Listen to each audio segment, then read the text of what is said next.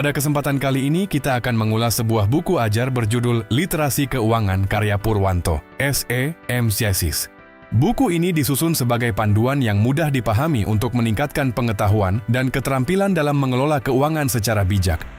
Melalui pembahasan yang sistematis, pembaca diajak memahami konsep literasi keuangan mulai dari dasar hingga penerapannya dalam kehidupan sehari-hari. Di bagian awal, buku ini menjelaskan pengertian literasi keuangan, komponen-komponennya, serta pentingnya literasi keuangan bagi masyarakat. Pembahasan ini menjadi fondasi agar pembaca memahami mengapa kemampuan mengelola keuangan merupakan salah satu keterampilan hidup yang sangat penting.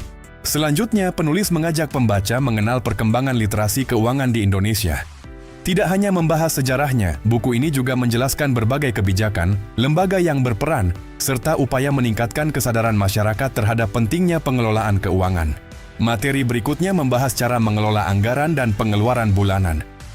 Pembaca akan belajar menyusun anggaran, membedakan kebutuhan dan keinginan, mengurangi pengeluaran yang tidak perlu, hingga membangun kebiasaan menabung dan menyiapkan dana darurat.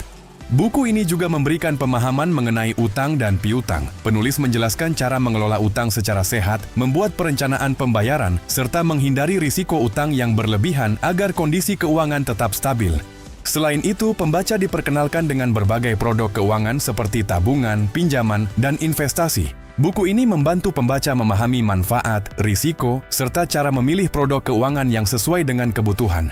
Pada pembahasan investasi dijelaskan pentingnya menabung sejak dini, mengenal berbagai instrumen investasi, serta memahami manajemen risiko. Penulis juga menyertakan contoh studi kasus sehingga materi menjadi lebih mudah dipahami dan diterapkan. Buku ini mengulas perlindungan keuangan melalui asuransi. Pembaca diajak memahami fungsi asuransi, jenis-jenisnya, hingga cara memilih perlindungan yang tepat sebagai bagian dari perencanaan keuangan. Selanjutnya, buku membahas pasar keuangan, mulai dari pasar modal hingga perlindungan bagi investor. Materi ini membantu pembaca memahami bagaimana dunia investasi bekerja dengan cara yang sederhana.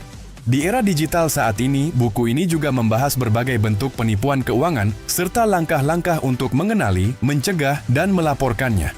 Pengetahuan ini sangat penting agar masyarakat semakin bijak dalam bertransaksi secara digital. Pembahasan kemudian dilengkapi dengan materi mengenai teknologi dan literasi keuangan digital, termasuk pemanfaatan aplikasi keuangan, keamanan transaksi online, serta tantangan literasi keuangan di masa depan. Di bagian akhir, penulis menyajikan studi kasus yang dapat membantu pembaca menghubungkan teori dengan praktik nyata, sehingga pemahaman terhadap materi menjadi lebih mendalam.